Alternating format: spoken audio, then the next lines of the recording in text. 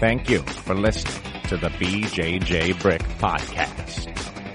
We'll be bringing you Brazilian Jiu-Jitsu and good times.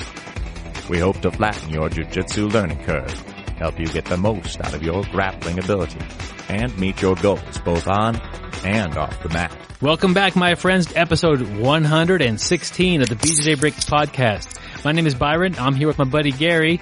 How's everybody doing today? I hope everybody's great, and if they're not, maybe you didn't have such a great start today, you're going to have a great start once you listen to this podcast. We have Abraham Marte on the BJJ Brick Podcast today. And definitely you want to stay around to listen to that interview. He is an incredible competitor, and we're also talking about BJJ4change.org. So great interview with Abraham. Absolutely. Just to give you understanding of what he's doing, he lives in the Dominican Republic.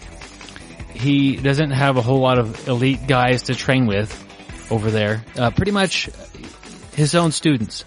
And he's medaled at every belt level at Worlds, including black belt recently. So, amazing accomplishment. And he's going for gold next year.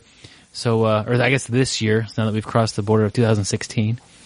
It's so cool. You think about somebody without, the tons of high level training partners, somebody to, get in the gym every day and push him. And he's doing it, like you said, with just, not a ton of training partners, his own students and still competing and medaling at that level. So that's, incredible. And, he's going to share some knowledge with us. Yep. Super busy guy. He's a elite competitor, and he also wants to help the children, of his country with getting jiu-jitsu out to them and helping them with all that it helps kids with, helping kids learn, like the value of hard work and discipline and building relationships with other kids and friendships and stuff like that.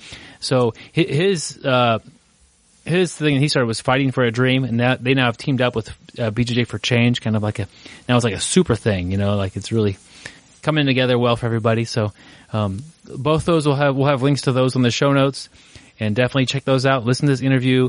We talk a lot about jiu-jitsu stuff in general and his training, and then finally we get to the stuff about the Fighting for a Dream and the kids in his country, and you could tell he's real passionate about it. Heads up here, if before we actually play the interview, it's a little ways out, but this is an explicit episode, so just a little. If you're playing that on your loudspeakers in the library or wherever you might be listening to, just be careful. A few F-bombs get dropped here, and so heads up, my friends. Watch out for those F-bombs. But hey, I know you like to listen to this show, so if you want to support us, check out our audiobook, Your First Year in BJJ. It's a 2.5 hour audiobook, kind of just like the show with Byron talking and guiding you through your first year of jiu-jitsu, different chapters. One of them is preparing for a tournament, which, is a tough thing to do. It kind of gives you advice on what to expect and, for your tournament and, how to do your best there. But anything that could happen to you in your first year of jiu-jitsu, which is normally the hardest year, Byron's got great advice for you. Once again, it's called Your First Year in BJJ. It's only $11.99, and we have a link to it on the show notes, so definitely check it out. Yeah, we appreciate any support you can give us, and that's probably the easiest way to give us support, and we hope that it helps you as well. So it means a lot to us. Another way you could send us a little support is by sending us an email or a message on Facebook. We love hearing from you guys, and it's very encouraging. We put in a decent amount of work into putting out a podcast every week, and it's always nice to get a pat on the back.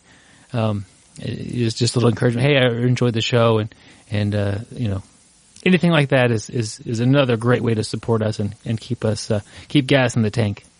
Yep. And if you have any ideas for a future show, or if you know somebody who'd be a great person for us to interview, just let us know. We'd like to check that out and maybe talk to that person. Good idea, Gary. Always helping the show move along and help us with what's coming next. Uh-oh. No, that's what you're doing. You're helping us getting people up in the queue, I figured, coming next, you were going to start another audiobook or something for me. I'm working on... Got me a little nervous. I've been working on an audiobook for a long time. It's going to be about kind of like the BJJ Brick concept of getting good at a particular set of moves and really advancing your game, more strategic than just learning jiu-jitsu, in general. So working on that, been working on it for a long time. So excited when that will come out. But it's taking you a long time because you're striving for perfection. Speaking of striving for perfection, I think we should go to our quote of the week. All right. Hey, this week we got a quote from the ever-popular George St-Pierre, and his quote is, "There is a difference between a fighter and a martial artist. A fighter is training for a purpose. He has a fight. I'm a martial artist. I don't train for a fight. I train for myself. I'm training all the time. My goal is perfection, but I'll never reach perfection." Man, good quote right there from George. And, the crazy thing is, most people would right off the bat say, hey, George is a fighter. See him on TV, but George, like he says, he's a martial artist. And you think about that, what he says is he's not necessarily training for a fight. He trains for himself. And you think about that in jiu-jitsu. Think how many people train, don't necessarily get in fights, don't necessarily enter tournaments, but just train. And there's a ton of people who do that. They're just training to get better. And like you said, my goal is perfection. I will never reach that. I'll always be getting better. I think it's an awesome quote.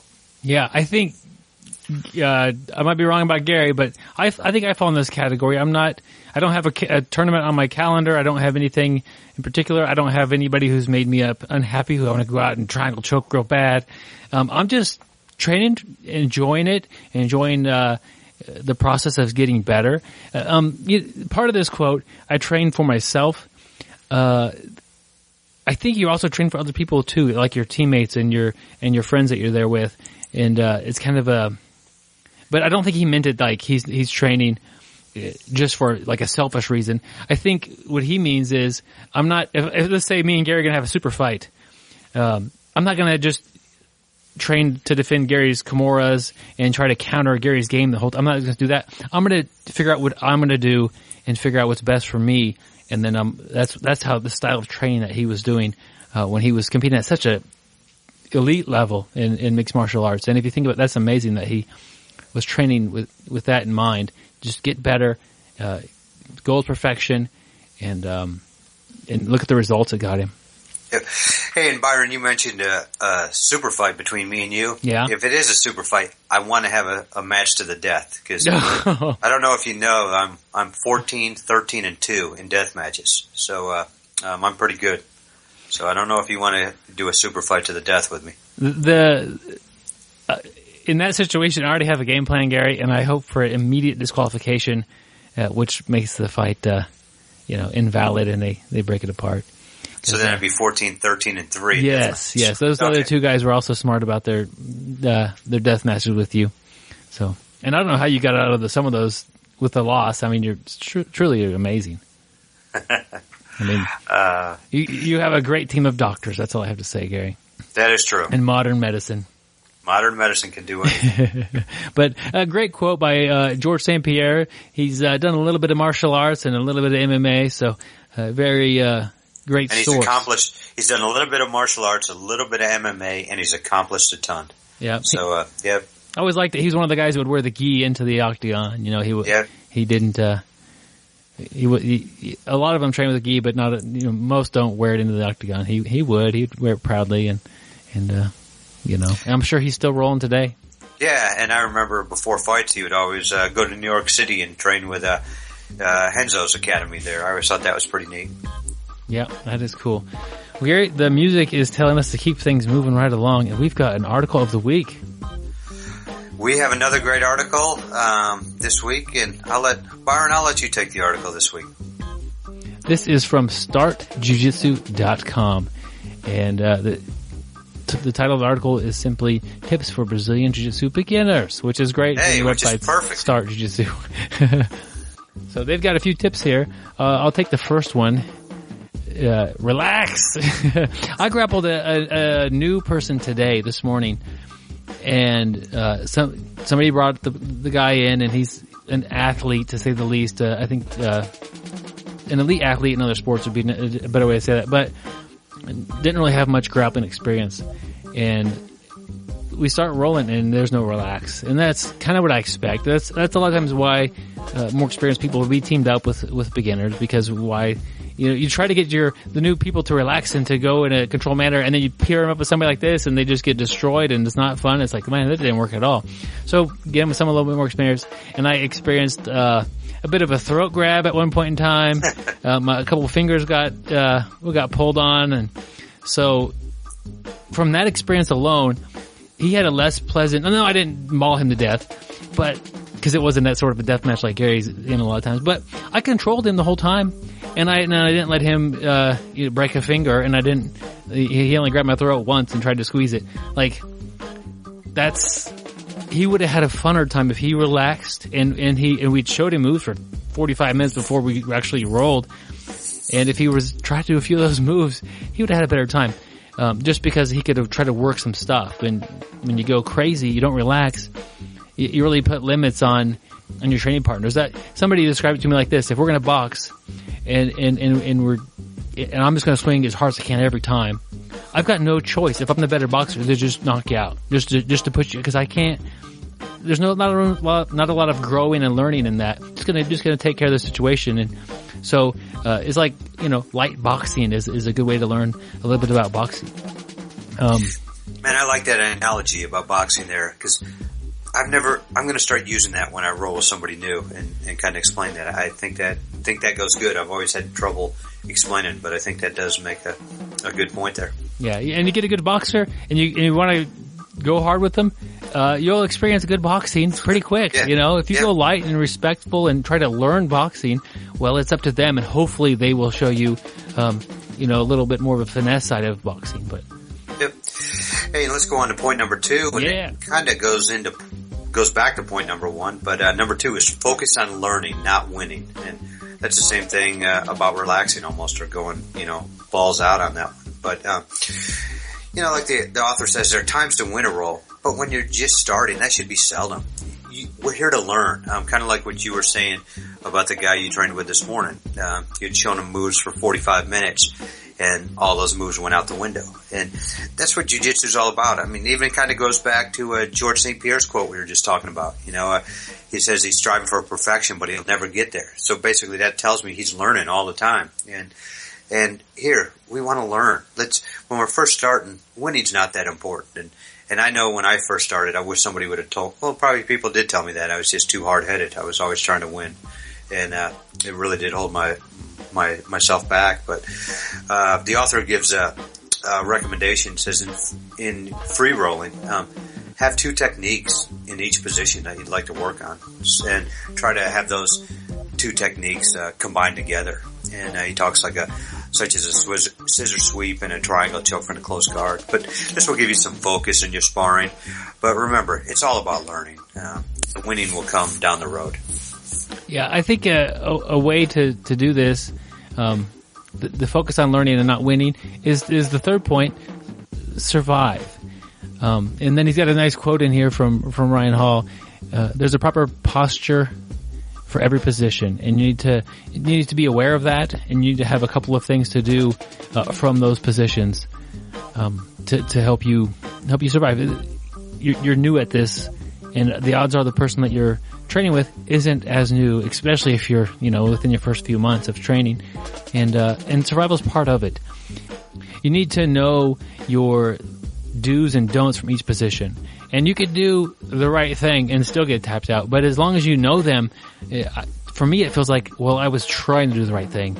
I just couldn't stop it from happening. It's one thing if you're getting, caught in Kimuras all the time because you're turning the wrong way and your elbow's sticking out and all these things. But if you know how to avoid it and you know how to try to get out of this thing and you still get caught, well, you're working on it. Maybe you have a little bit more to learn, obviously, but it just feels like you have good direction.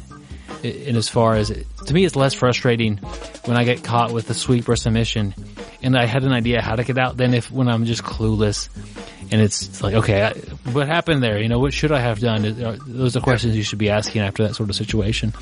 So, And you kind of know, like you said, you know what you're supposed to be doing. It may not have worked that time. It may not work the next time, but you know it's going to work in the future. You've got the basics down. It's going to happen sooner or later. And point number 4, take home one positive a day. And I think this is a huge one. I've known that a bunch of our interviews with elite level black belts that we've talked to, I know a couple of them have talked about, taking home a positive or telling their students one positive thing after a match, or 2 positive things. But it's very humbling. Jiu-Jitsu is humbling, and you're gonna seem overwhelmed when you first start. Like, there's so much that you don't know. These people are just manhandling you, and you're always told to leave your ego at the door, but sometimes it can be hard to do. But no matter what, if you think about it, if you break everything down, each day there is going to be something positive that happens. It's kind of like surviving, that Byron talked about just a minute ago. I used to have this one really big training partner that I trained with all the time. He used to just maul me, just kill me. And I used to just think I had a good round if I got a hook in the right spot, or if I did, and something as small as that. It's ridiculous that I counted that as a positive. But going against that guy, he was so much bigger and stronger and athletic, and I couldn't really do anything with him. And each round I would go like that, and I would bring something positive out of it. But there's always something positive. And what I try to do with students I see training, especially like if your instructor is showing you a move, and when you're rolling, that person hits the move on you, man, that's the coolest thing in the world. No matter what, that's a huge positive. I always like to bring that up when we're rolling. It'll be something like, I'm still rolling, but the guy got me, but I'll be talking to him while we're rolling. It's like, man, that's awesome. You got that move. And anything like that is just little things like that. Put them into smaller steps to hit those goals, and it just make your day that much better and make you that much better. Yeah, you'll learn a lot of techniques in Brazilian Jiu-Jitsu, even your first month. And if you're not going to remember all of them, but if you could pull off a technique or 2 in class that you learned that day, the odds of you remembering that move just skyrocket. It's just cemented in your mind so much stronger that you did it on somebody and it actually worked, because so little is working for you at this time. It just screams, this is a good technique. I need to remember this, and your mind will hang on to that a little bit better. So I love it when students attempt even what we did in class today. It shows that they A, paid attention, and B, are willing to change their game a little bit while we're rolling to expand their knowledge and their experience of jiu-jitsu. Yeah, I like what you said. You like it when they attempt. Not even if they get it, where I was talking about the guy gets it and I'm giving him a positive. Just attempting it is huge. Like Byron said, it may not be your move, but you're trying it. And I'll never forget when I first started, believe it or not, I never thought I'd get a triangle. I used to think a triangle was too tough of a move. I'll never get this on anybody. It'll never be my move. And I had that in my head. I don't know why. And then next thing you know, I'm hitting triangles left and right. And it's, even though I had it in my head, my instructor made me keep drilling them, made me keep doing them. And pretty soon it became my move. If it was just me training, I would have said, hey, this move's not going to work for me. I don't know why I said that, but my instructor kept on me, and pretty soon I was hitting triangles. So you got to try it. Yeah, and it's that's how you get. That's a great example of getting better through a little bit of grit while you're rolling. The article is on startjujitsu.com, written by T.P. Grant. He also writes for Bloody Elbow and flowgrappling.com. So, nice article. We obviously didn't cover the entire article, so we'll put a link to it in the show notes for you. You can check it out, my friends. Yep, bloodyelbow.com, so don't miss it. And Bloody Elbow is kind of like when I first started rolling with Byron, and I'd always reach to try to choke him, and he would armbar me. Felt like I had bloody elbows. Bloody elbow. That bloody elbow would always get extended, and that was about a month worth of a technique. And then you escaped it every time. Well, hey, it worked for a month, more than a month. You're being nice to me. Now I'm getting caught in triangles all the time, Gary. All right, Gary, with us wrapping up the article, we can smoothly... I want to wish everybody a Happy New Year. 2016 is upon us. I hope everybody had a great 2015. And, time marches on. If you're not not getting better at something. You're probably getting a little bit worse, if it's getting stale. So focus on whatever you want to get better at, and kick it up this year, right, Gary? Yep, and hey, also too, I know a lot of people have been wanting to try jiu-jitsu, and it's always good, starting the new year. A lot of people will put that on their New Year's goals, so great time to go check out your local jiu-jitsu academy and give it a try. Listen to our podcast to hopefully help you out, but definitely the most important, the biggest step is, go to your local academy, talk to your instructor, and try the class out. And we hope you'll enjoy it. Yep. It's not that big a deal. Just go try it. It's if you're a little bit nervous about getting in there on the mat, bring a friend. Everybody, bring a friend, and everybody's been there. So, yep. You find the person with the biggest smile and start talking to them, and it won't be nearly as bad as you're thinking. If you're listening to us and you don't actually train, hopefully this new year's a motivation for you, and you just get in there and try it out. It's a great time, and it's so amazing, Gary, that we're able to have fun and exercise at the same time. Man. Yeah, a lot of people don't like to exercise. To be honest, I actually do. But the best thing is when you don't like to exercise, jiu-jitsu can be very, very fun, which you forget it's exercise. It's so fun. Yep. Gary, I tallied it up. I almost forgot. Last year, 2015, we had over 70 hours of podcasting material for our audience. Well, I think we should try to increase that 10% to 77 hours. Okay. Maybe just a little bit more. Goal. Hey, maybe just a little more banter before the interviews, and there we go. No, that actually might hurt our ratings. More banter after the interviews, and everybody's kind of just chilling. Yeah, we'd have to have some great guests. More banter with our guests. There we go. That's the key. Better chance to get us another 10%. Yeah, always. Right before we air the interview, we play the little segment of the world's most interesting grappler, and we've got a good number of those getting ready to be recorded very soon. So we'll have some fresh ones off the press. Yes. So until that point, we have the most interesting grappler diaries, and our most interesting grappler in the world here is traveling across the North Pole, and in this journey, he's looking for a place to train. And he's not necessarily the smartest man, but he's a very interesting grappler. So we're going to accompany him for several episodes as he makes his journey across the North Pole to find some grappling partner up there, and just to experience this with him. It's very historical. If you're big into jiu-jitsu history, this happened a while ago, and it's really an amazing journey he had and his quest to grapple in the North Pole. So a couple of these will be a little different, and then we'll be back to the normal, just kind of little factoids of most interesting grappler. But this will be his journal. So we'll air that, and then we'll air the interview with Abraham Marte. So here we go. Diary of the world's most interesting grappler. This is a reading from my diary. As I made my way to the North Pole, my goal was to find a place up there to train. For this is one of the few places on my map that I have never trained. Dear Diary, this is my 15th day as I hike to the North Pole. My Google Map search has shown me no jiu-jitsu gyms nearby. My worst fears are being realized. It is not the lack of food or even my shriveled testicles that bother me the most. It's the thought that this might be the one place on God's green earth that jiu-jitsu has not reached. My mind is staying strong, and I will not give up. I will find someone to tap out. I don't always listen to podcasts, but when I do, I prefer the BJJ Brick podcast. Stay sweaty, my friends.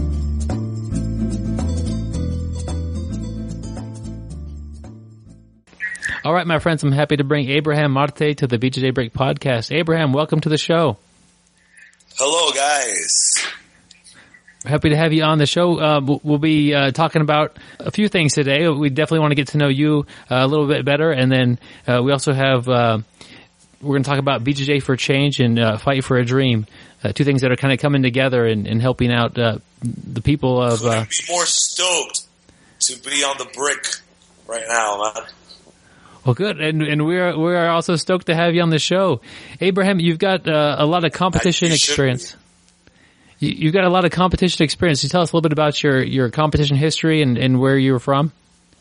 Oh man, believe it or not, like I have a competition history, but compared to my fellow competitors, like at the black belt division, I actually don't have that much experience, because up till the brown belt, I only used to do like one competition, or within 1 or 3 competitions a year, actually.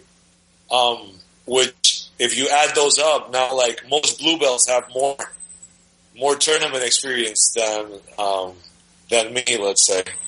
But I actually started competing in 2006 as a white belt. I went to the first PANs that they had in California. So that was my very first competition ever. And then after that, I've competed every year. Since 2007, I've been at every world championship. I've medaled in all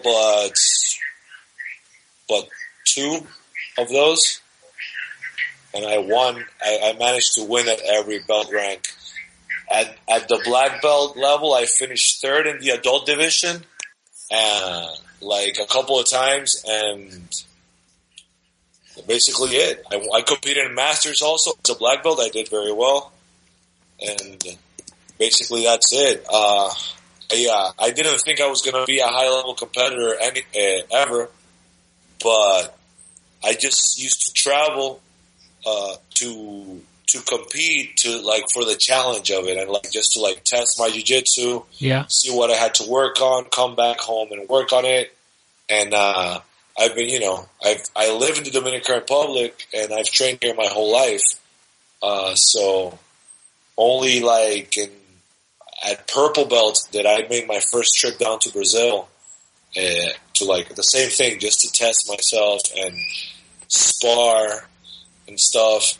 And then I went back in 2011 as a brown belt. And then from brown belt on is when I decided, I wanted to be a more serious competitor, let's say.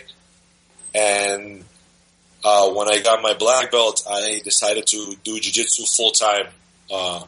After about 2 years. So after a year and a half of being a black belt, last year I decided I'm just going to do jiu-jitsu because my goal is to be the best in the world. So I think that requires in my reality, my person, it requires focus on that task. I'm not very good at multitasking. So I stopped working and then just do just compete and train and teach jiu-jitsu right now. So that's what's going on. So you're a world-class competitor. You've proven that at every belt level, and now you're at black belt, and you're competing in both adult and masters levels. How often are you training and preparing for competition? I'm sorry, how often? Yeah, how many times a day do you train, and kind of tell us a little bit about your schedule. I only competed in the Masters division last 2014, just because I felt like I was lacking since I didn't compete very often. I felt like I was losing a lot of fights due to experience, meaning playing with the rules, playing with the time, playing with the score. I have a very forward game. Where very submission oriented game, and at the black belt level, you need every possible angle you can to get the W's. So I felt like I needed experience. So then 2014 and this year, I competed the most ever. I must have competed about maybe 10 times last year, and then this year, probably about the same, about 7 or 6 times. But the training for that, those competitions included ADCC, a 5 grappling invitational, and then I did a killer camp for the ADCC. I put together an awesome camp with Cyborg. So these last 2 years are the years I've developed the most as a martial artist. you know, and as a competitor, let's say. So I'm still growing. Yeah. But I even forgot what your original question was. Just asking about how often you train and how often do I train? Yeah. Well, here and historically, I train like 4 to 5 times a week, 2 hours a day, basically, with my students and friends. Okay. That's historically. For the ADCC, I did a killer camp, and where we train, a bunch of pros got together, but we used to train also once a day. Actually, it was really hard training, but it was a once a day training. So I basically train once a day, if that answers your question. Yeah, that sounds amazing, though. A lot of times I'll read about other high-level competitors, and they're training like a full-time job. They get up, they train, in the afternoon they're doing weights or cardio, and then they go back and they train again with more. Oh, I do physical, my physical training, my strength training. I do that 3 or 4 times a week. Okay. Depending on what, on the periodization, like depending on what, what's the goal or the objective of in that period of time, So we do a yearly planner with important competitions built into there. So as part of the structure, so I peak at the most important competition, which is IBJJF Worlds is my main goal, to win at the adult level and division and absolute. Wow, and it sounds like you're on your way to reaching that goal. I mean, your history that you have behind you and your ability to perform on the mat seems remarkable. How is it training? A lot of times you hear people like kind of training on an island, away from everybody else. How is it training? Yeah. That's what's going on. Quite literally, like you don't have hundreds of different black belts to train with, and how are you able to train and prepare for these different styles of jiu-jitsu? But I don't think anybody does. That's the thing. Like, I've traveled all over the world. I've gone to the best schools in the United States. I've gone to the best schools in Brazil. I mean, honestly, so let's say except for the Alliance camp in Sao Paulo, okay? Yeah. Let's take that out of this statement, okay? Okay. Because that's like an anomaly. It's like they have, talents picked and put together there, but not necessarily organically. But let's say, other than that, I don't think anywhere else in the world do like 3 of the top 20 guys in jiu-jitsu train together. Like I don't think so. Yeah. And you know what I mean? Like, especially, I'll use my division as an example. I train in the ultra heavyweight division. So in the ultra heavyweight division, I don't think any of us have a training partner that's one of the top 10 in that same weight class. I don't know if you understand what I'm saying. So let's say we have Bushesha from Checkmat and we have Gabriel Lirio from Checkmat. So those are two guys that have good results in tournaments, and they're from the same team. But other than that, then I've been by myself always. I joined GF Team last year. From GF Team, we have one more guy, Evangelista. I never train with him. Cyborg is by himself. He doesn't have another big guy to train with. Alexander Trans is by himself. He doesn't have like another guy of that caliber to train with. Although now we're all on the same team. Like now Alexander Trans, myself, and Evangelista, we're all on the same team now. So that's going to be fun.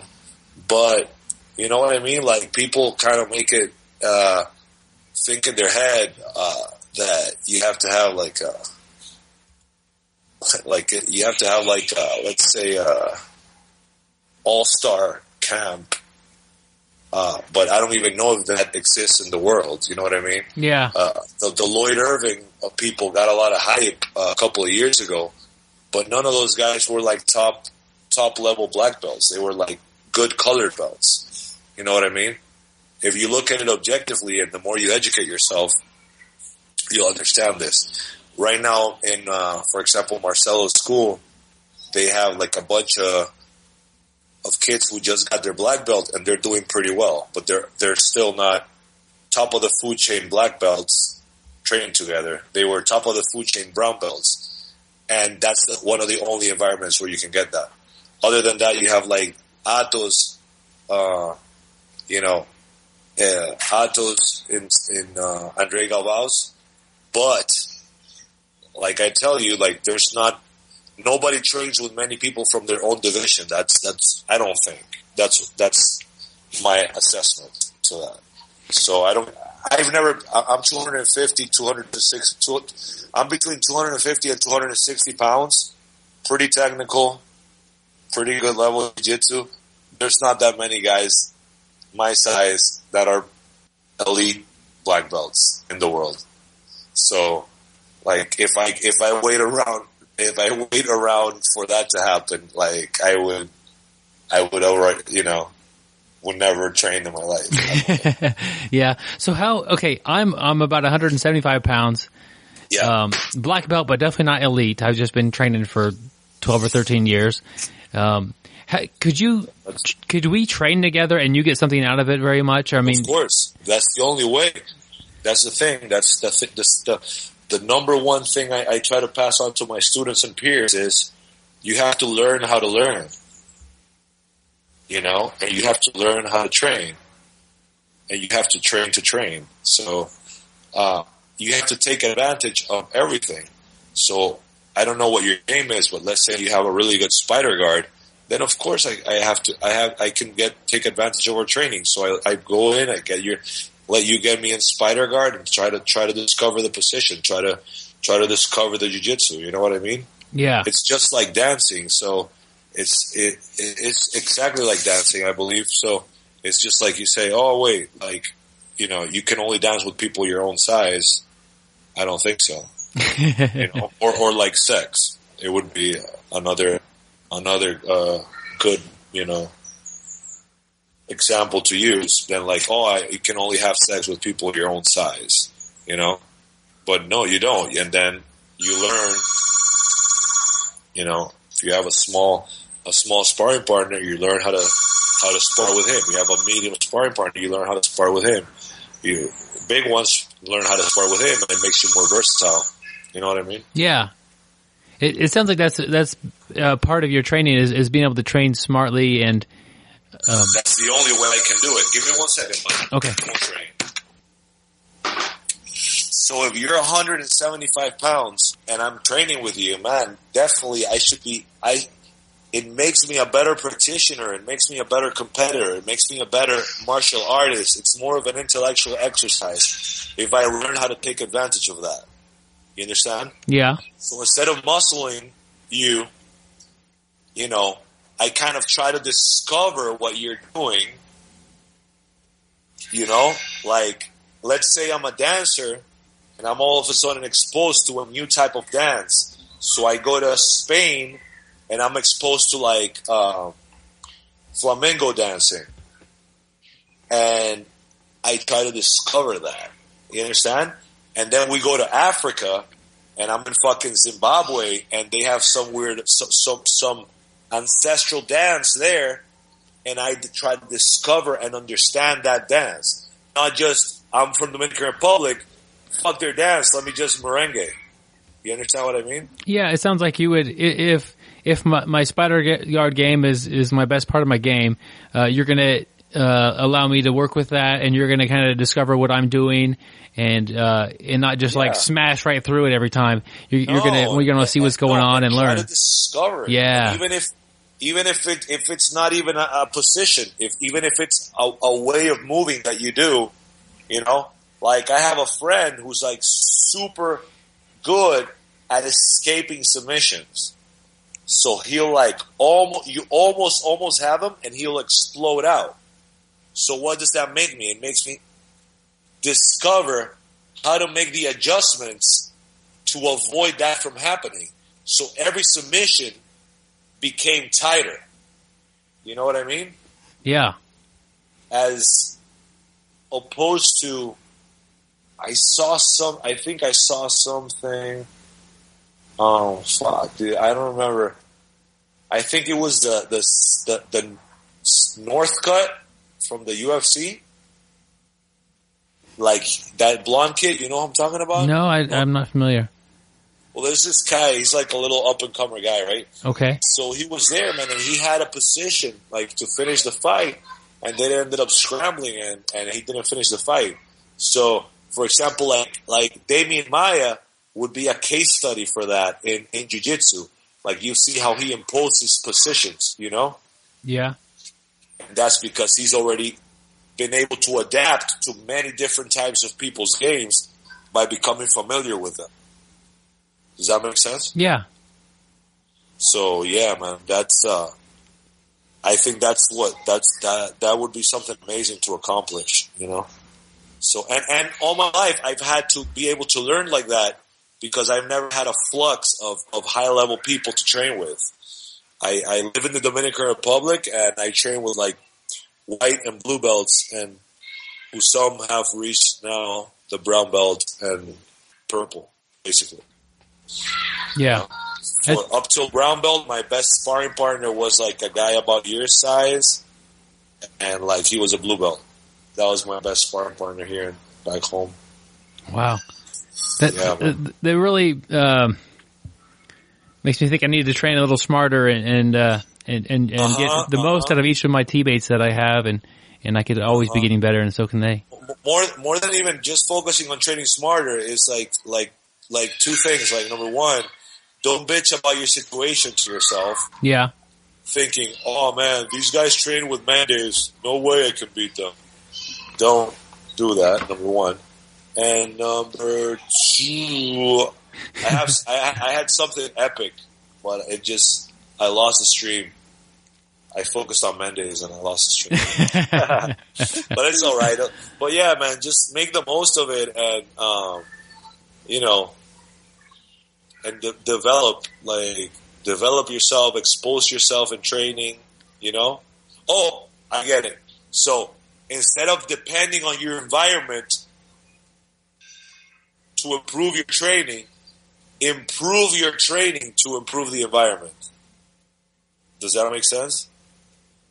Could you give me an example? Yes. So instead of focusing on what I'm lacking here, like I don't have anybody here to train with, no competitors, and then I'm stuck. Instead of focusing on that, I'll focus on improving my own training to improve the whole environment of my academy. So it snowballs into a better training for everyone, you know? Yeah. Does that make sense? Yeah, that makes sense. That's what I'm saying. So instead of focusing on how the surrounding is going to help you, focus on how you're going to help yourself, and Tom Hanks in Castaway. So instead of focusing on how the island was going to fuck him over, he focused on what he could do to like fix his situation and the island. And he probably, if he stayed, I don't remember if he probably had like a whole little garden already, like by the time they picked him up, probably, and like an irrigation system and all that stuff. Yeah. And probably farming a couple of animals too, like domesticated some boars and shit like that. So he focused on himself. After he bitched enough and he was almost starving, then he focused on himself, making it happen. That's what he could change the most is what's going on with you. That's the game changer right there. Okay, speaking of game changers, Fight for a Dream and BJJ for a Change are hoping to make some changes in people's lives. Could you tell me a little bit about what's going on? For sure. So BJJ for Change is making a documentary about jiu-jitsu, but that documentary is basically the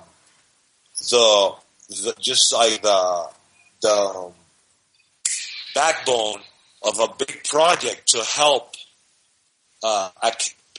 people in need through jiu-jitsu all over the world. Okay. And then Luchando por un Sueño is one of those projects that is here in the Dominican Republic. Luchando por un Sueño means fighting for a dream. And it's going to be, using martial arts and for example, in the way of Jiu-Jitsu, boxing, and wrestling, so martial arts and combat sports, right? As a tool for self-improvement and create opportunities for people to better themselves. So, not just self-improvement, but better their situation in life. So, you come in here, you're going to have access to high-level instruction in these disciplines. And, man, you already know how many good things people get out of Jiu-Jitsu. You even end up getting jobs through the people you meet in Jiu-Jitsu, So that's hopefully going to keep kids out of bad stuff, out of the streets, and, focused on sports. Maybe some of them can be great champions, and the ones that can be great champions already have that discipline and hard work installed in them, which is also going to have a rippling effect in their life. It's gonna transmit directly into their day to day. So that's basically what we're doing. As well as I do, like how amazing like Jiu-Jitsu is in changing people's lives. You know? It's very empowering. It's very like it's like the cure-all, cures fucking depression and social anxiety, all that stuff, and it's exercise in humility also every time. So focusing on like values and honor, hard work, man. Imagine the possibilities with that in the youth. You know what I mean?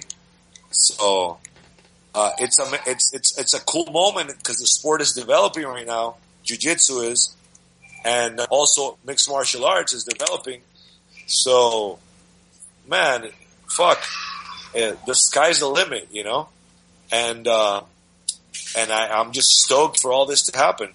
So what ended up happening is Luchando por un Sueño linked with BJ for Change.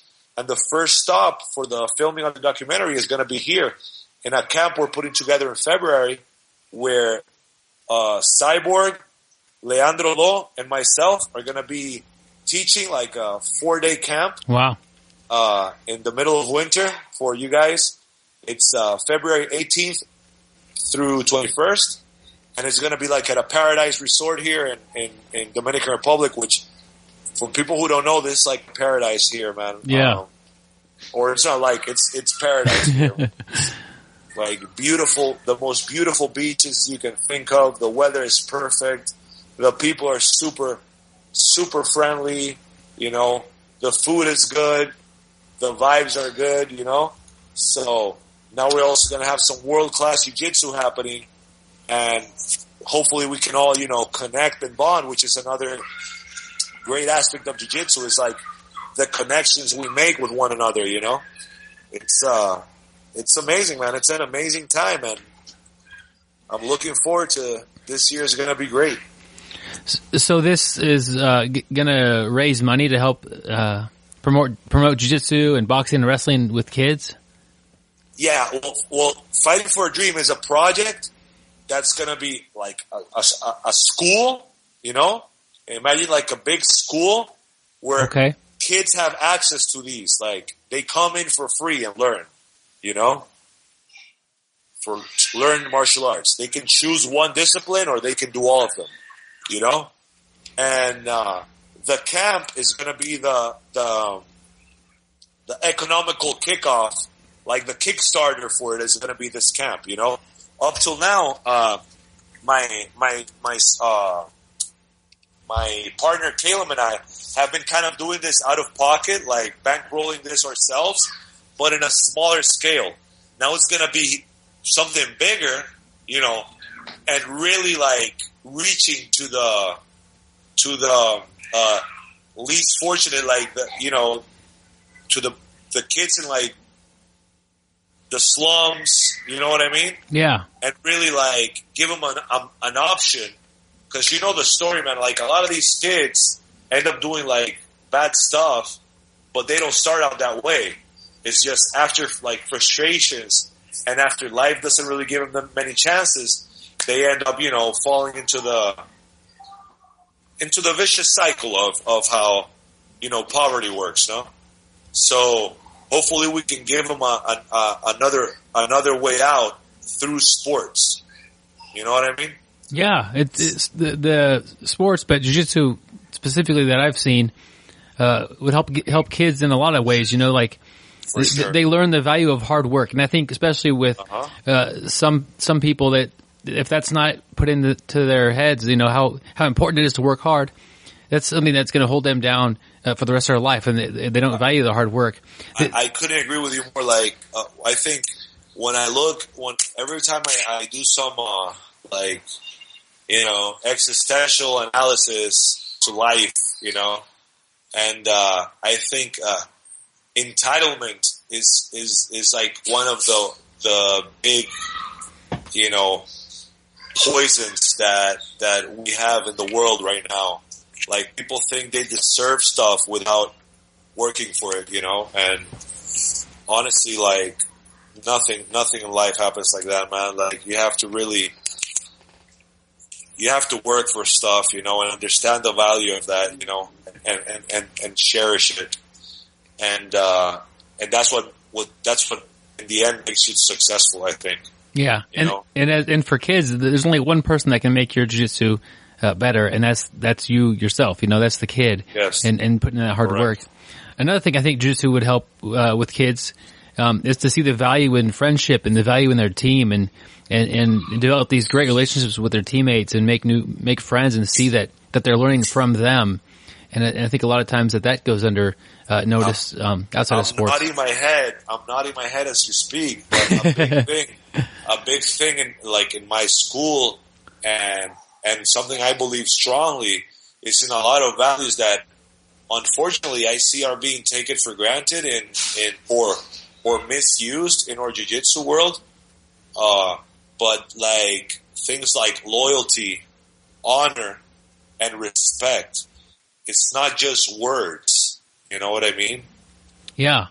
They are real, palpable concepts and ways of acting, you know, that, you know, entitlement is the exact opposite of that. So, me, myself, I'm, at least in this country, I'm the most successful competitor in jiu-jitsu, for example. Yeah. Or the only successful competitor in jiu-jitsu. And I'm also the only guy that from the people who have competed that stuck with my master. So I'm still, since day one, I'm still with my master, you know? And you hear terms like in the jiu-jitsu world, like creonte and shit like that, but it's loyalty, respect. It's like a two-way street, you know? Sometimes I see this a lot. People expect loyalty from the students, but they don't act loyal themselves, you know? Yeah. And a lot of these like attitudes are like a cancer in the jiu-jitsu community. And it's something that I also try to make very evident every time I meet people. You know, I make like a real connection based on like the genuinity of the person and of, you know, what's in their heart. You know what I mean? Like I had the same since I started competing. I stuck with the same team, like the same affiliation. Yeah. All the way until last year. But that's parallel to my master. So I've always been with my master, but we were affiliated to the same team since I started competing.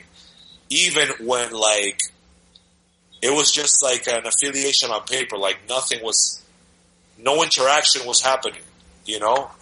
But like loyalty is a very like important thing to me. But like I told you, it's a two-way street. Yeah, I mean, there needs to be something to be loyal there, loyal to. And the same thing goes with teammates, with friendships, with relationships, everything, you know? Yeah. So, I think, man, that Jiu-Jitsu has been very polluted since the start. Like, like you told me, you've been training for 13 years, man? Something like that, yeah. Same as me. Basically, I started like in 2002 exactly. Yeah, so we probably started at the same time. And so Jiu-Jitsu has been very polluted since the start, you know? So, you know, maybe just thinking about it, like all the shit we even thought was kind of cool back in the day, like people going out and having street fights or beating up people, and then like whatever, the story got to us how it got to us because, you know, history is written by whoever writes the fucking book, right? But some of the shit that, like, when I was a kid, I used to think was kind of cool, like the violence and all that. Now I kind of like, you know, shun that. Like, it's not cool, dude. It's not fucking cool to like, fucking, if you're a martial artist and an example, like, it's not cool to be out on the street, like, having street fights, man. It's the fucking opposite. That's fucking retarded. You know? Yeah, I totally agree. And obviously we're not trying to get kids doing free jiu-jitsu to have better quality street fights. I mean, it's improving other parts of their life, you know? Exactly. Well, that's what I'm saying, though. So jiu-jitsu has been very polluted since the beginning. Brazilian jiu-jitsu, right? And then all that, man, and we've had people from all sorts of, like, different educations, different life situations, and fuck, dude, like, a lot of shady shit has gone down. Like, man, it's no coincidence. How many stories from when you and I started about people dying over, like, drug shit and stuff like that, and then, no, this guy died in a shooting, and no, this guy got stabbed and died, no, this guy overdosed, this guy this and that. Man, but if you're in a martial art lifestyle, it should be the opposite of that stuff, you know?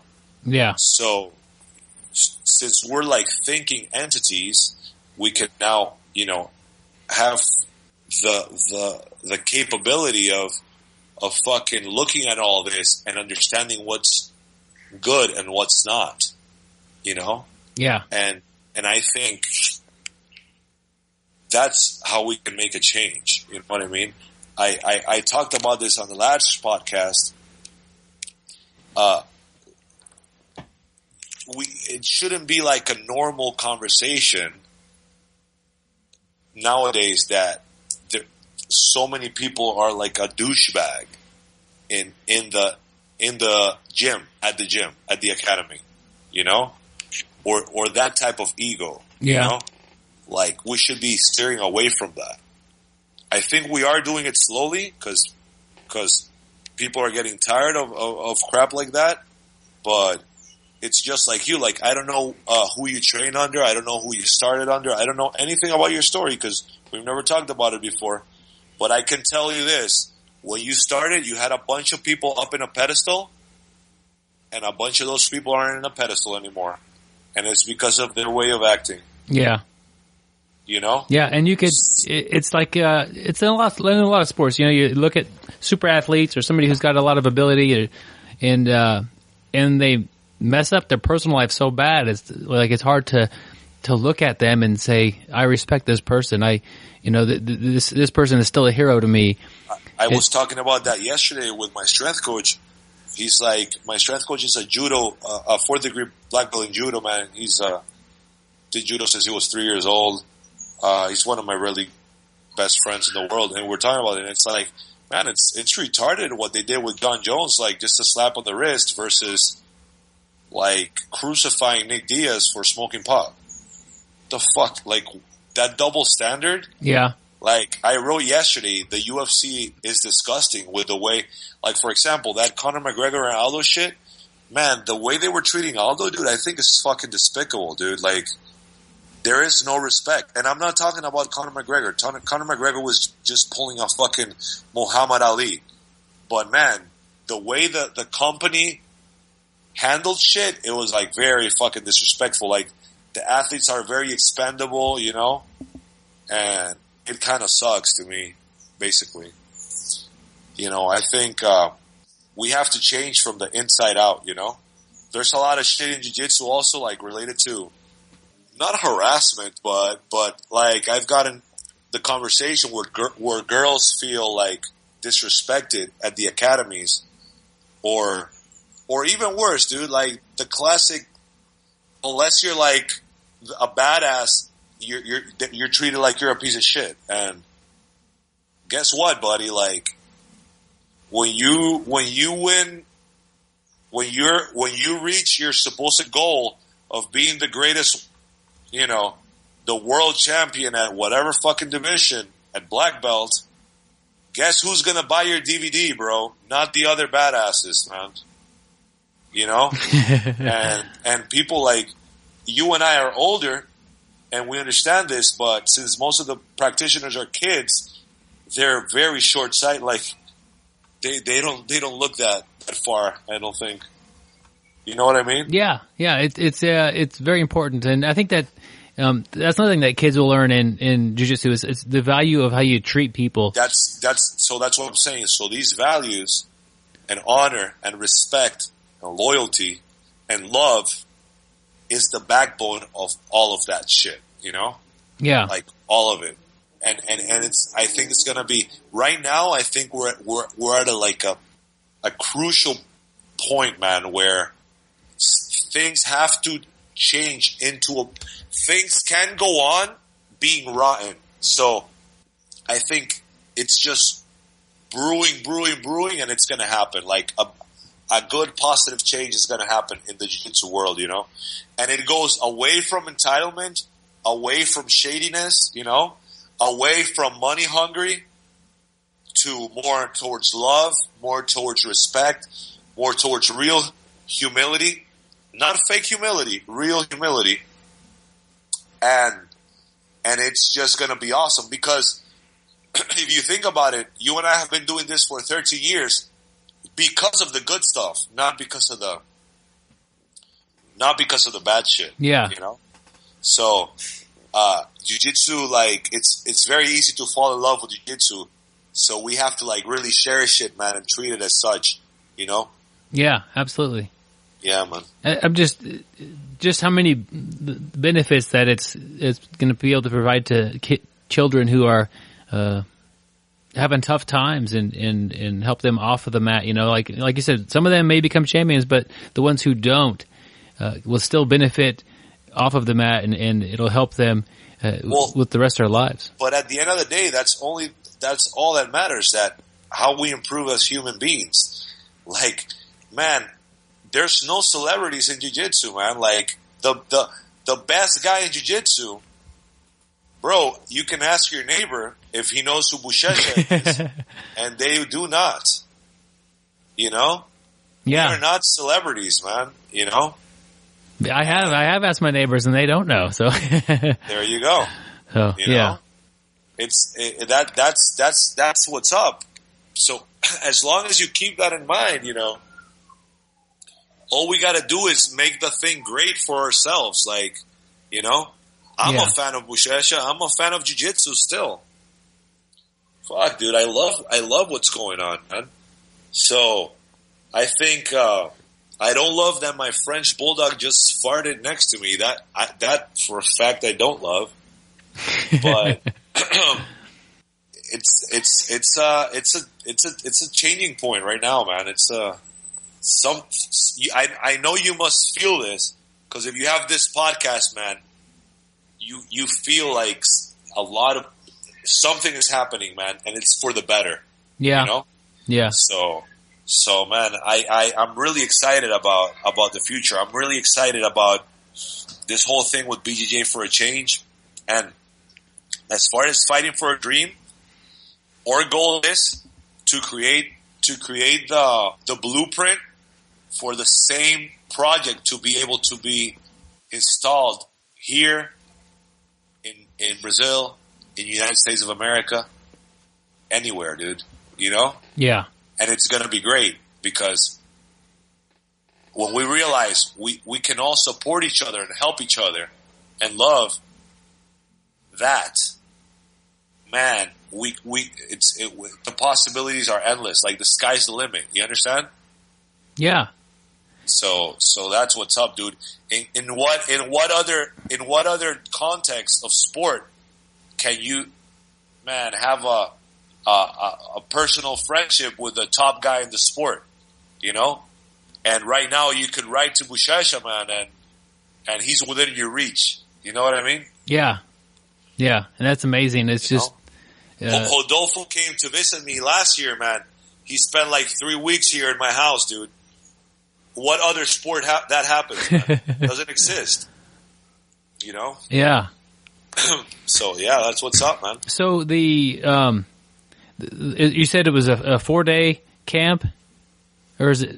All right, dude, so this is gonna be like off the hook. It's a 4-day, 4 nights, all inclusive food and drink at a premium beach resort in Punta Cana, which is like one of the most, you know, beautiful spots in the whole Western Hemisphere.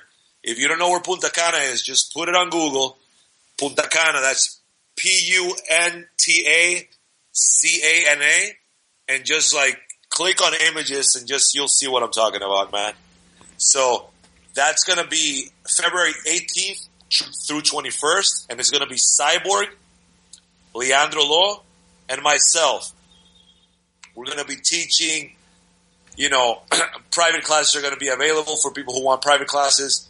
It's going to be like workshop style teaching and lots of interaction, you know, like really focusing on jiu-jitsu and really focusing on making connections, which is something I really think it's like, I really emphasize on that, man. Like connecting with people is what really matters in the world, but in our sport too, you know, obviously.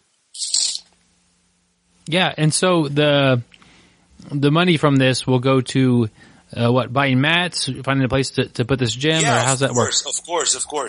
So the BJ for Change is already like donating a bunch of their proceeds to Fighting for a Dream. Okay. And Tropical Dreams Martial Arts Destinations, which is like the company that's putting together the camp, is also gonna basically donate all the profits to start the structural work to grow Fighting for a Dream here in Punta Cana, you know.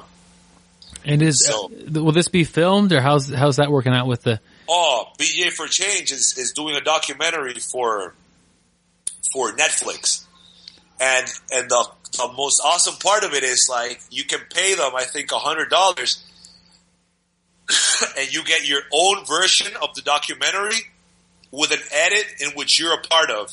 So they're going to be filming you at the camp, and then you can get your own edit of the film, but you're also like part of the feature. Something like that. Is there somewhere I could go to learn more about like the details of this documentary? Man, all of this should be released within the week, man. You can go to bjjforchange.com and information should be popping out shortly. All of this, man, has happened like not unplanned, but it just snowballed in the last like 2 weeks. So it went from being something where BJ for Change was going to go to Brazil for 2 weeks and film the whole documentary there, into where now they're going to film a documentary in the span of 1 year. So they're going to visit first Dominican Republic, then England, then Brazil, then somewhere else, and then also do the follow-ups. And it's all going to be like a you're going to see the growth of what the projects are trying to achieve. You know what I mean? Yeah. That'll be amazing. And so it would be amazing to have you here, man. I hope you can make it down, dude. Yeah, I've been to the Caribbean once and it was beautiful. I would love the opportunity to come back.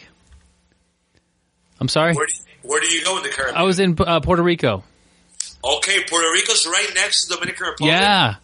So if you were in the west part of Puerto Rico, is right across the, like it's swimming distance from where we're going to be.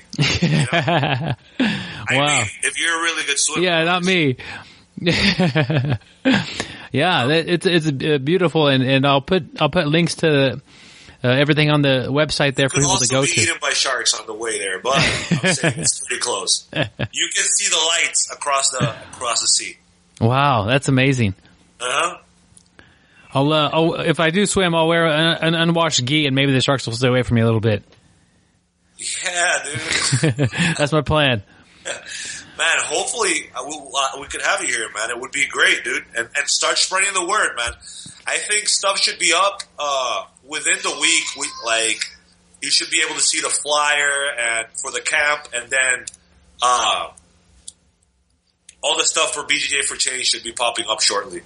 But in all honesty, man, I think we're such a tight community, man, that just word of mouth goes so far, Yeah. So I think I already started spreading it with all my friends, word of mouth, and it's super cool, man. I'm super stoked about this. A little bit stressed, want everything to come out perfect, but very, very, very excited, man. Yeah. So just kind of break it down how the school would work. You're gonna we raise this money. You get your school started. Kids right now, can come and train. No. Give me 1 second. Okay. Right now, we have a school already. Okay. And we have a Básico is my academy, and we have a Básico in Punta Cana. But it's a small, a really small venue. You know what I mean? Yeah. So that's where we started doing this, unofficially, for the last couple of years, and out of pocket. But now we're just trying to build something bigger where we can also offer boxing and wrestling. The government's gonna hopefully help a little bit, and fundraising like this just goes all towards making a cool structure. And in the future, people are gonna be able to travel here. You're from maybe Minnesota, man. You want to spend a month in the Caribbean? You come here. You pay reasonably cheap amount of money to the project, and then you stay there and train whatever you want, world-class jiu-jitsu, world-class boxing, or world-class wrestling, or all of it. And you're going to be able to spend some time in paradise doing what you love. So, that's also going to be a mechanism we're going to use to help the machine feed itself. That's great. And then the kids that live in the area are going to be able to come here and just train for free. Is that the plan? Exactly. Wow. That's the plan, and that's how it is. That's going to be great. That's how it is right now, but it's just going to be the same thing in a bigger scale, Wow. That's awesome. Yeah, dude. So all this is happening, and I think it's something amazing because once it's working, it's just going to be a blueprint to follow to do it in the United States. You have the highest level boxing in the world, you have it there. And then wrestling, the highest level wrestling in the world, you have it there. Jiu-Jitsu, you have the highest level jiu-jitsu there. So I can't, it's going to be like this, like a blueprint. You can do this in Flint, Michigan, and keep kids from becoming gangbangers into actual, hopefully athletes, and if not, people who, do good. Yeah. It's hard to be, I think sometimes a lot of kids, they're just dealt a bad hand. They have parents that don't, help them out properly. They may not, supervise them where they need, but sometimes you get a good jiu-jitsu coach could take that role a bit and help steer them clear of some troubles and some obstacles in the road. and even a few changes to a kid could make a huge difference in the quality of their life as an adult. So you also have, you're a busy guy. You've got your school there. You're competing at a high level. You're helping the kids in your community, and you also are working on jiu-jitsu-tour.com. Is that correct? Yeah, man, that's correct. So Jiu-Jitsu Tour, man, we're trying to, another way we're trying to change the game in 2016 is by bringing jiu-jitsu to the people, bringing high level jiu-jitsu to people in remote areas, man, people like yourself, you've had like a hard time having access to, maybe active competitors at the highest level and stuff like that. So we're trying to really make the network and the connections between all of us. And Jiu-Jitsu Tour is going to be a company that is going to actually make that happen in the United States next year. So keep an eye. I mentioned it like before. Keep an eye out for that. Go to jiu-jitsu-tour.com. Get on the mailing list, and just wait, man. Coming soon, changing the game, 2016, dude. So just go on there, get on the mailing list, get notified, and keep an eye out. Sounds good. Again, guys, next year is going to be an amazing year. Get your minds right, get your minds positive, and we'll all be able to accomplish great things together. Well, cool. It sounds good, and I'll put links to that on the website as well. I agree, brother. I agree. Well, Abraham, it's been a pleasure talking with you today, and I've learned a lot about how you're training there and what you're doing and what you hope to do, and definitely excited about Fight for a Dream and BJJ for Change. Man, my pleasure, man. And again, can't wait to have you here. I want to extend an invitation to everyone to come visit the Dominican Republic, come visit Básico, my academy. Just hit me up on Facebook, man, and you have a friend here, a person who loves jiu-jitsu also. So, I just want to connect with everyone and spread this thing we love so much in the best way possible, man. So, I'm excited about the future, man. I'm excited about the stuff that's going on in the States also. We're doing something great there called Jiu-Jitsu Tour. That keep an eye out for that. And just basically taking over, man, but with like positive vibes and love. You know what I mean? Yeah. Well, it's been a pleasure helping get the word out. I'm glad. I hope I've been able to help a little bit with that as well. For sure, brother. For sure. And man, no excuses. Make it down here February, dude. I will try. All right. Os. I want to thank Abraham Marte for the interview. It's nice talking with him, getting to know him, and you could tell he's definitely passionate about the cause fighting for a dream. Go to that website, go to BJJ for Change, or if you have trouble with that at all, just bjjbrick.com. This is episode 116. Give you the full show notes. Go to the links from there. It doesn't really matter to us, but try to make it easy for you. And he also had information about his tour that he wants to do, his jiu-jitsu tour. So, a lot of great stuff out of him, and appreciate him sharing some of his story and what he's been up to. And it's just amazing that you could live in the Dominican Republic, train with basically students, and compete at a world-class level. I know it's been done before, but most guys come out. I don't know. It's just amazing. I'm just impressed by Abraham. Yeah, like you said, competing at that level. Very few people can even get to that level, and normally it's just have a whole ton of training partners, high level training partners, and like you were saying there, he can only. It's even hard for him to go to tournaments. So he can't compete a ton either, just from where he's at. Yep. So find him on Facebook. We've got the link to that as well on the show notes, and keep up with him and watch him go. So good times.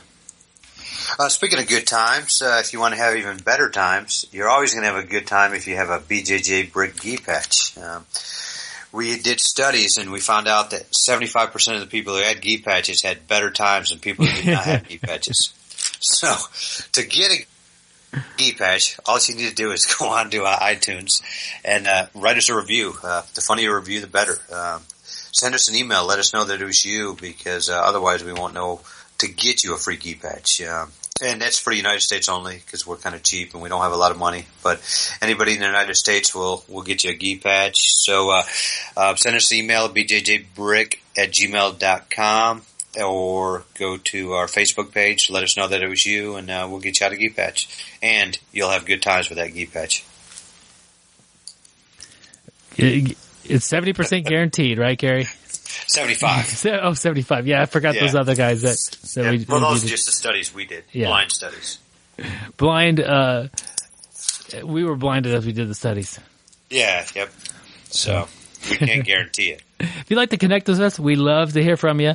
Go to facebook.com, and then you can put like a little slash in the web address there and type in BJJ Brick, and we should pop it right up. There's really not a whole lot of other BJJ Bricks out there. And send us a message. Gary and I both get that message. I was looking at it, Gary. We have responded to 100% of our messages, and our average response time is like 15 minutes. And sometimes we get those things at night, so that really kills the response time. But that's pretty good. Yeah. One of our goals this year is one of us not sleep at night, so we can respond quicker. I mean, the bad thing is we may fall asleep during our show, but we'll try to get our response time quicker. We've got a lot of resolutions that we made. Just nodding off over here, Gary, because you fell asleep. Oh, jeez. Yeah, staying up late. At least you responded to those 2 messages we got. Speaking of staying up late, Gary, did you New Year's Eve just happened a few days back? Did you stay up late past midnight? You know, I hate to say it, I fell asleep really early, but I had the flu. So actually today is the first day I felt good. I've been on the sidelines for the last 3 days. Well, I'm glad you're feeling better. I did not stay up late myself. We stayed up till 11 o'clock, which our time 11 o'clock is like midnight New York time. So we watched the thing on TV, called it good, went to bed, woke up by fireworks set an hour later. So, but yeah. You know, I never liked that. I'm from the East Coast, so I'm so used to always seeing, the ball drop and it's midnight and then you go to bed. Here, because we're an hour behind, like you got to watch all that stuff, and then you got to wait till another hour till it comes here. Like, can you imagine being in California? You got to wait another 2 hours. It'd be rough. Yeah, after a week ago, you got to wait. Yeah.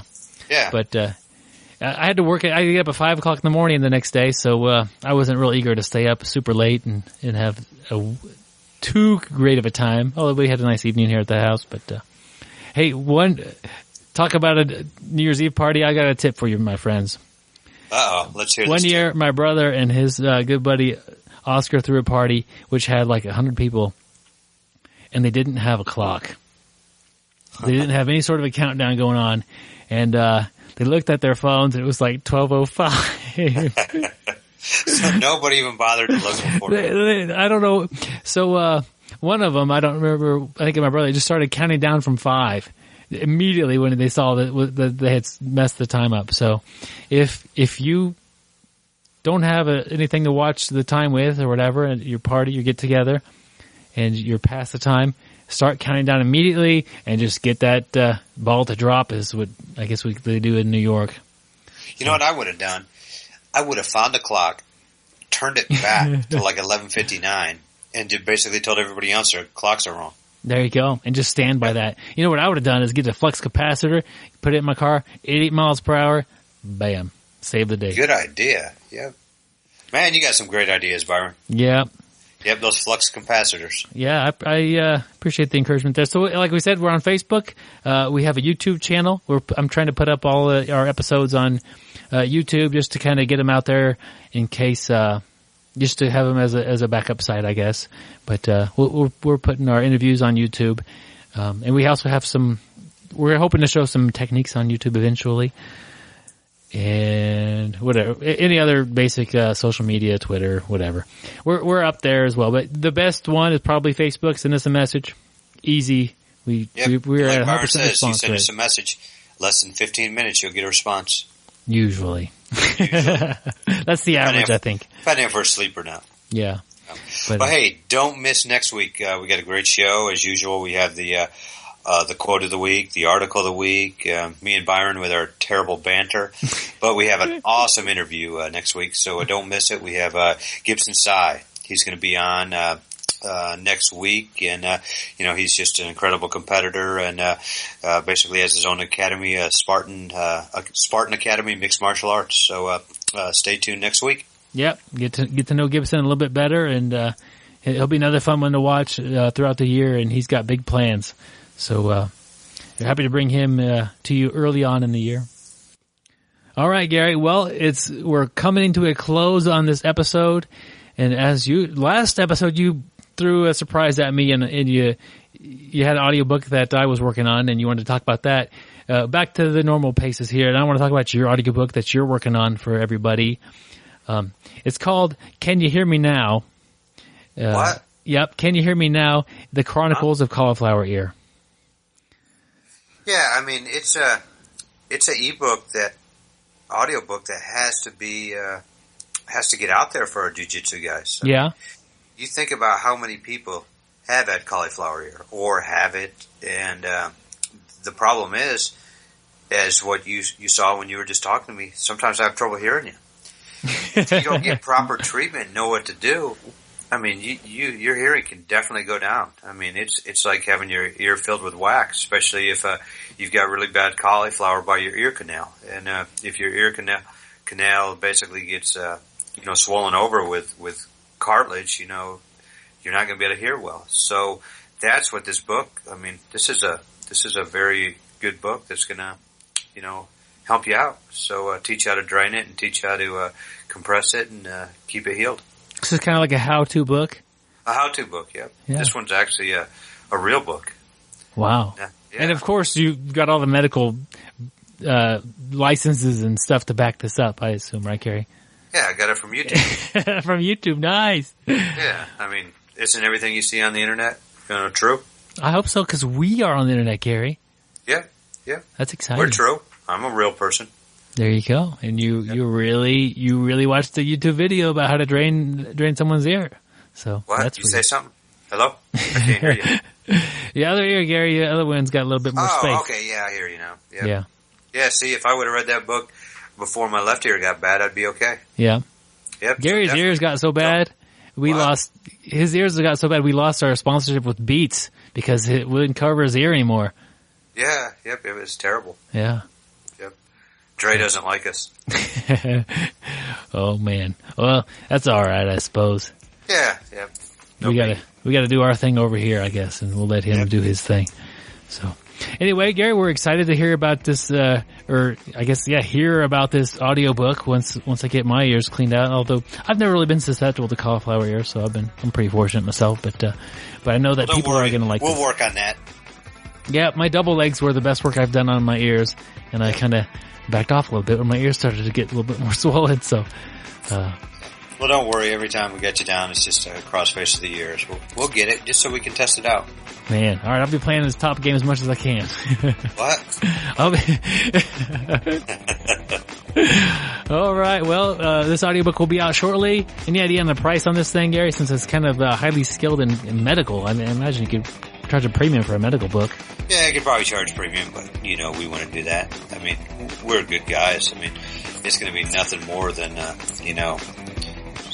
probably $1.99, and we'd bill that to you in equal installments of 4,284 installments of $1.99. So yeah, cheap price. Okay, I am confused, but interested in purchasing one of these books. So, all right, Gary, we'll catch everybody next week. As always, stay sweaty, my friends, and don't forget to shower. Thank you for listening. I hope you find the time today to roll. After all, the best way to get better at Brazilian Jiu-Jitsu is to do Brazilian Jiu-Jitsu.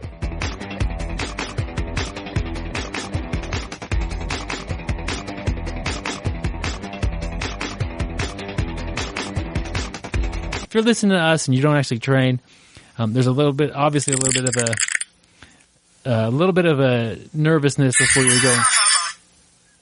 Sorry about that. I thought that was glass breaking, Gary. I hit something on my phone. Sound like you broke a window.